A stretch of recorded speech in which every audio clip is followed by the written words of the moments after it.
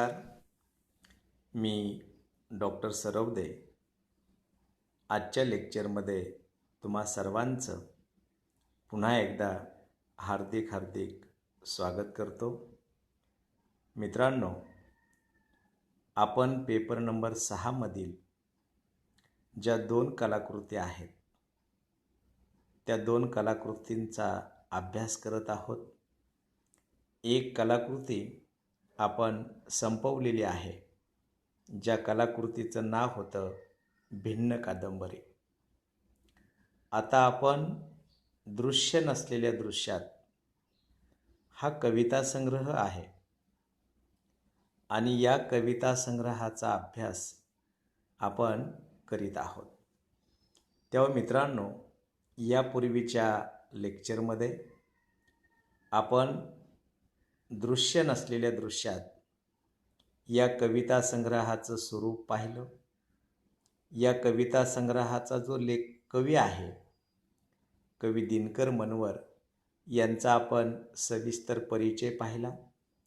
कवितेचं नेमकं स्वरूप काय आहे, कवींनी या कविता संग्रहाच्या माध्यमातून नेमकी कोणती भूमिका घेतलेली आहे, या संबंधीचं विवेचन आपण मागील लेक्चरमध्ये पाहिलेलं आहे. आपण आजच्या लेक्चरमध्ये या कविता संग्रहाच्या माध्यमातून जी आशयसूत्रे व्यक्त झालेली आहेत, प्रकट झालेली आहेत, प्रतिबिंबित झालेली आहेत, त्या आशयसूत्रांचा आपण कवितेच्या अनुषंगानं आपण विचार करणार आहोत, चर्चा करणार आहोत. या कविता संग्रहातली आशयसूत्रे आपण तपासून घेणार आहोत. पण मित्रांनो, या निमित्तानं मला आवाहन असं करायचं आहे की आपण हा कविता संग्रह ग्रंथालयातून घ्यावा, तो वाचून काढावा, त्यातील कविता वाचून काढाव्या. कारण आपल्याला प्रत्येक कविता या ठिकाणी शिकवता येणार नाही, कारण एकूण कवितेचा आढावा आपल्याला लेक्चरच्या माध्यमातून घ्यावयाचा आहे. आपण मात्र तुम्ही सर्वांनी हा कविता संग्रह एकदा चाळावा, कवितेची शीर्षकं चाळावीत, पाहावीत, त्या कवितेतून नेमका कोणता संदेश दिलेला आहे तो आपण एकदा नजरेखालून घालावा. कारण आपली परीक्षा जी आहे ती ऑब्जेक्टिव्ह लेवलवरची परीक्षा असणार आहे. वस्तुनिष्ठ स्वरूपाचे प्रश्न आपल्याला परीक्षेमध्ये येणार आहेत. आपली जी 5वी सेमिस्टर आहे ती ऑनलाईन होणार आहे, म्हणजे तुम्हाला वर्गात येऊन पेपर द्यायची आवश्यकता अजिबात नाही. तेव्हा मित्रांनो, या दृष्टिकोनातून मी आपल्याला आवाहन असं करतो की भिन्न कादंबरी आणि दृश्य नसलेल्या दृश्यात हा कविता संग्रह आपण ग्रंथालयातून आणावा आणि तो बारकाईनं वाचून काढावा. तेव्हा मित्रांनो, आजचा आपला जो टॉपिक आहे दृश्य नसलेल्या दृश्यात या कविता संग्रहातली आशयसूत्रे, आपण या मुख्य टॉपिककडं वळूया. मित्रांनो, जो प्रस्तुत कविता संग्रह आहे त्या कविता संग्रहातल्या सगळ्या कविता या समकालीन जीवनातील वास्तवाचं चित्र आपल्यासमोर मांडतात. समकालीन वास्तव म्हणजे काय, तर जे जीवन तुम्ही जगत आहात, मी जगत आहे, या जीवनाला आपण समकालीन जीवन असं म्हणतो. तुमच्या माझ्या जगण्यामध्ये, तुमच्या माझ्या जीवनामध्ये जे प्रश्न आहेत, ज्या समस्या आहेत, जी सुखदुःख आहेत, जी स्थितीगती आहे, त्या स्थितीगतीचं चित्र, त्या स्थितीगतीचं प्रतिबिंब या कविता संग्रहाच्या माध्यमातून उमटलेलं आहे. तेव्हा मित्रांनो, प्रस्तुत कविता संग्रहातल्या ज्या कविता आहेत त्या कविता या ग्रामीण भागातल्या नाहीत, या शेतीभातीचं वर्णन करणाऱ्या नाहीत, तर प्रस्तुत कविता संग्रहातल्या कविता या महानगरातला म्हणजे शहरी भागातला जो संघर्ष आहे, जीवघेणा संघर्ष आहे, त्या संघर्षाचं चित्र या रंगवतात. मग या कविता संग्रहामध्ये काय काय आहे, तर महानगरातला जीवघेणा संघर्ष आहे, मानवी वृत्तीची विविध रूपं आहेत, मानवाच्या जगण्यातली हेतुशून्यता, म्हणजे माणसानं जगायचं कशासाठी हेच ठरवलेलं नाही, त्याला आपण हेतुशून्यता असं म्हणतो.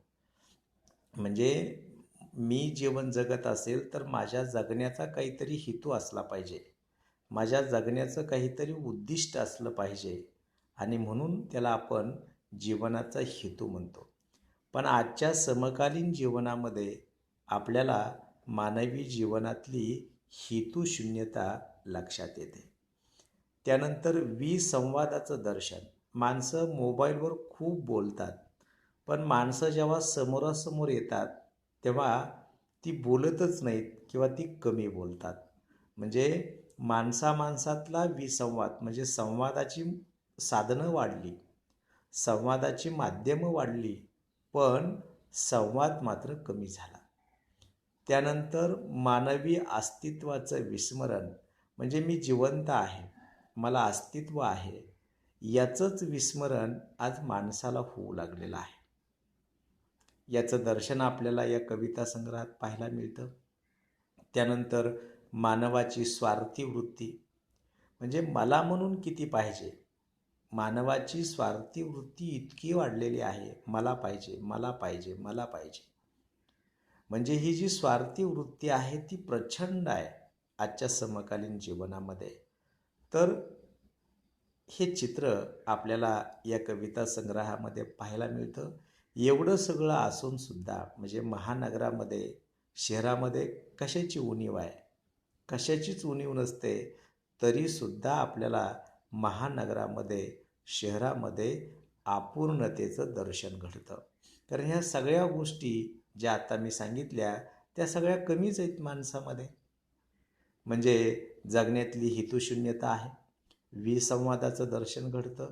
ही अपूर्णता जी आहे, ही अपूर्णता आपल्याला या कविता संग्रहाच्या माध्यमातून आपल्याला दृष्टीस पडते.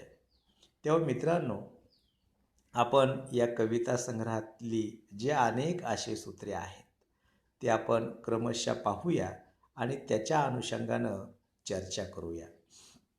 मी मगाशी म्हटल्याप्रमाणे या कविता संग्रहातलं जर मुख्य आशयसूत्र काय असेल तर ते आहे महानगरातील जीवघेणा संघर्ष.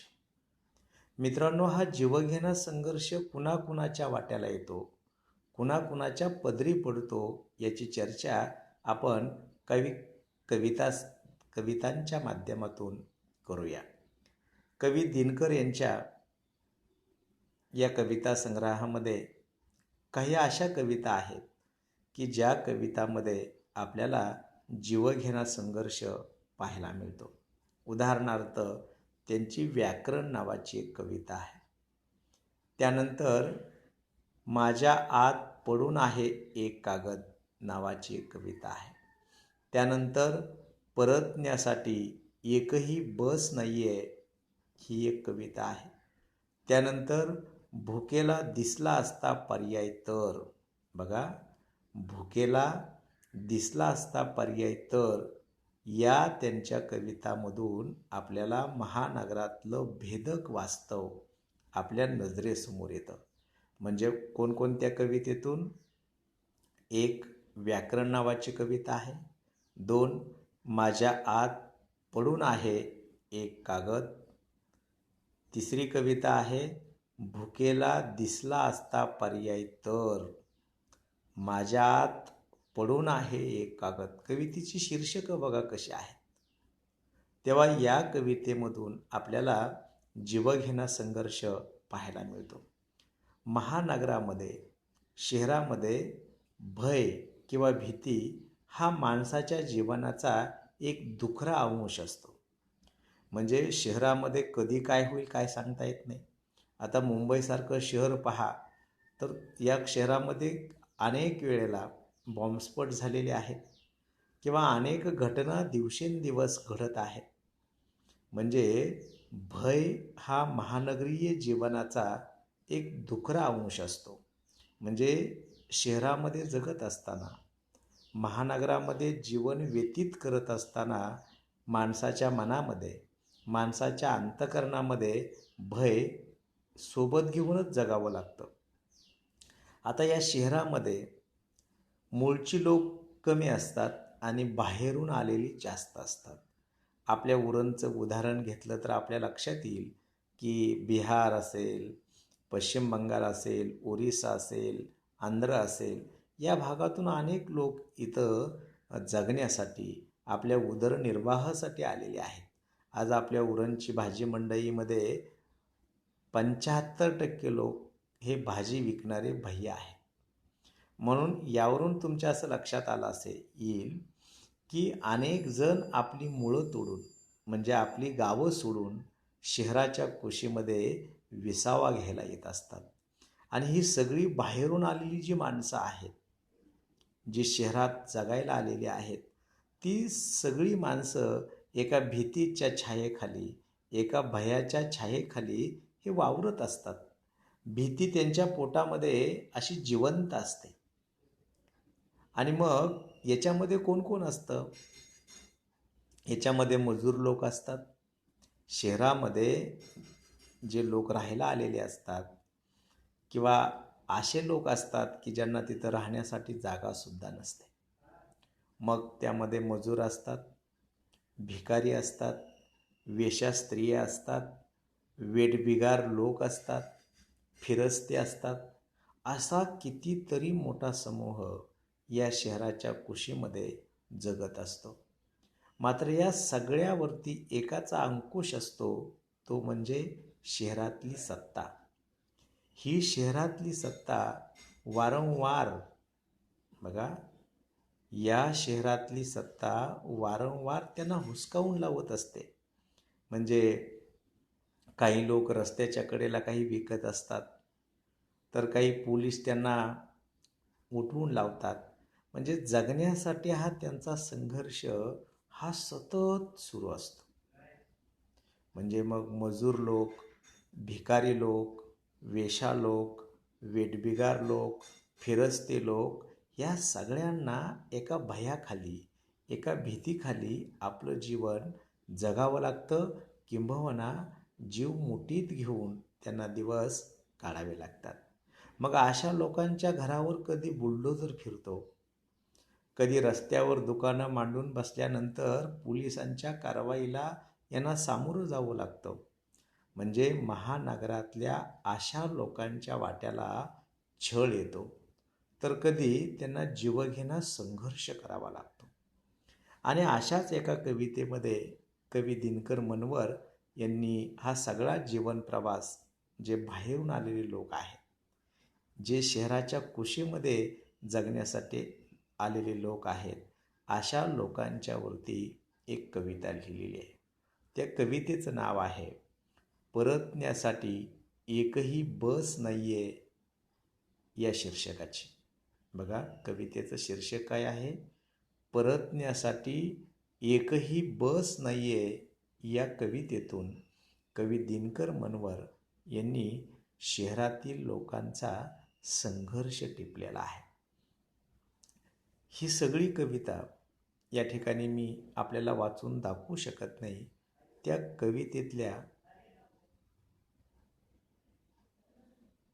कवितेतल्या काही 4 ओळी मी आपल्यासमोर मांडू इच्छितो किंवा ठेवू इच्छितो. कवितेतल्या 4 ओळी अशा आहेत की अफवा पसरवल्या जात आहेत सगळीकडून. पहिली ओळ काय आहे? अफवा पसरवल्या जात आहेत सगळीकडून या मुळं तुटलेल्यांना परतण्यासाठी, आणि एकही बस सुटणार नाही त्यांच्या गावाला. बघा, या 4 ओळी किती महत्त्वाच्या आहेत. अफवा पसरवल्या जात आहेत सगळीकडून या मुळं तुटलेल्यांना परतण्यासाठी, आणि एकही बस सुटणार नाही त्यांच्या गावाला. म्हणजे आपली गावं सोडून शहरात आलेल्या लोकांना बाहेर जाण्यासाठी, आपल्या गावाकडं जाण्यासाठी अफवा पसरवल्या जातात. आणि मग ही अफवा पसरवल्यानंतर ही बाहेरून आलेली माणसं जेव्हा आपल्या गावाकडं निघायला लागतात, तेव्हा त्यांच्या गावाला जाण्यासाठी एकही बस नसते. काय अवस्था झाली असेल बघा. म्हणजे हा जीवघेणा संघर्ष अशा लोकांच्या वाट्याला येतो. त्यानंतर दुसरं जे आशयसूत्र या कविता संग्रहातून व्यक्त झालेलं आहे, त्याचं नाव आहे मानवी अस्तित्वाचं विस्मरण.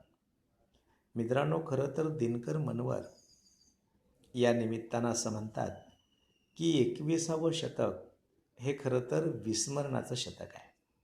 म्हणजे माणसाला सतत कोणत्या ना कोणत्या घटनेचं सतत विस्मरण होत असतं. प्रस्तुत कविता संग्रहातून मानवाला स्वतःच्याच अस्तित्वाचं विस्मरण झाल्याचं चित्र आपल्याला पाहायला मिळतं.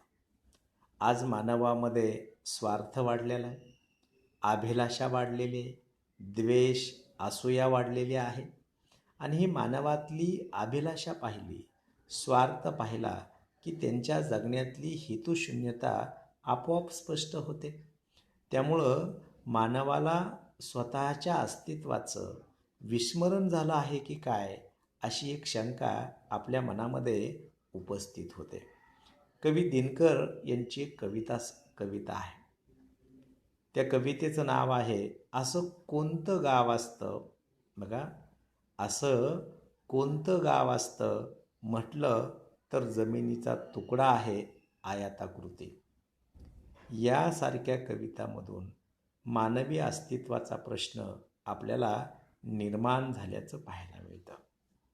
म्हणजे कवी दिनकर मनवर यांच्या काही कवितांमधून आपल्याला मानवी अस्तित्वाचं विस्मरण झाल्याचं चित्र पाहायला मिळतं. मी मगाशी म्हटल्याप्रमाणे 21व्या शतकाकडं एक विस्मरण घडवणारा काळ म्हणून पाहिलं जातं. आज महानगरामध्ये जर तुम्ही पाहिलं तर आपल्याला समन्वयाचा अभाव दिसतो, आपल्याला सहभावाचा अभाव दिसतो. कारण महानगरामध्ये आज एकोप्याची भावना राहिलेली नाही. आज एकोप्याची भावना पुसून टाकलेली आहे, पुसून गेलेली आहे. आणि स्वार्थाची भावना, हव्यासाची भावना वाढीस लागलेली आहे. कशासाठी जगायचं आणि कुणासाठी जगायचं हेच आजचा माणूस विसरून गेलेला आहे. बघा, मी काय म्हणतो, कशासाठी जगायचं आणि कुणासाठी जगायचं हेच आजचा माणूस विसरून गेलेला आहे. ही भावना कवीनं, हा विचार कवीनं एका कवितेतून व्यक्त केलेला आहे. कवी असा म्हणतो, अशी कोणती गोष्ट दडून बसलेली आहे, अशी कोणती गोष्ट दडून बसलेली आहे आपल्या आत कायमची, की जी आपल्या डोळ्यात देखत विस्कटून टाकली जाते. किती भयंकर विचार आहे बघा. अशी कोणती गोष्ट दडून बसलेली आहे आपल्या आत कायमची, की जी आपल्या डोळ्यात देखत विस्कटून टाकली जाते. म्हणजे कवीनं या कवितेच्या माध्यमातून ही गोष्ट आपल्याला सांगितलेली आहे. शेवटची ओळ राहिलेली आहे ती मी आपल्याला सांगू इच्छितो. आणि कवी शेवटी म्हणतो, आणि आपल्याला काहीच करता येत नाही आहे. म्हणजे कोणती गोष्ट आपल्या आत दडून राहिलेली आहे की जी कायमची आहे आणि जी आपल्या डोळ्यात देखत विस्कटून टाकली जाते, आणि त्यासाठी आपण काहीच करू शकत नाही. म्हणजे या कवितेतून मानवी जीवनातली जी असुरक्षितता आहे, ती असुरक्षितता या 4 ओळीतून स्पष्ट होते. म्हणजे माझ्या डोळ्यासमोर माझ्या अंतःकरणातली गोष्ट नष्ट करून टाकली जाते आणि मला त्याच्यासाठी काहीच करता येत नाही. म्हणजे हे जे विनाशाचं दर्शन आहे महानगरामध्ये, ते कवीनं अतिशय प्रकर्षानं, अतिशय प्रत्येकारी रीतीनं मांडलेलं आहे. आपल्याला माहिती आहे की जागतिकीकरणामुळं हे सगळं जग जोडलं गेलं, हे खरं आहे. पण जागतिकीकरणामुळं माणसं आज एकमेकापासून तुटत गेली त्याचं काय? मगाशी मी म्हटल्याप्रमाणे या जगामध्ये संवाद साधनं खूप वाढली, पण संवाद हरवला त्याचं काय? आज माणसामध्ये भेदाच्या भिंती उभ्या राहिलेल्या आहेत. म्हणजे हे जागतिकीकरण मानवाच्या अस्तित्वाला जर जखमा करणारा असेल, मानवाच्या अस्तित्वाला जर वेदना देणारा असेल, तर त्या जागतिकीकरणाला काय करायचं? तेव्हा मित्रांनो, मानवी अस्तित्वाचं विस्मरण घडवणारा हा काळ आपण सर्वांनी विचारात घ्यायला हवा, अशी भूमिका कवींनी या कविता संग्रहाच्या माध्यमातून घेतलेली आहे. आज आपण इथेच थांबूया. नंतरच्या तासाला जे आपले आशयसूत्र राहिलेली आहेत त्याची आपण चर्चा करूया. पुन्हा एकदा मी आपल्याला आवाहन करू इच्छितो की हा कविता संग्रह घेऊन आपण त्यातल्या कविता वाचून काढाव्यात. धन्यवाद.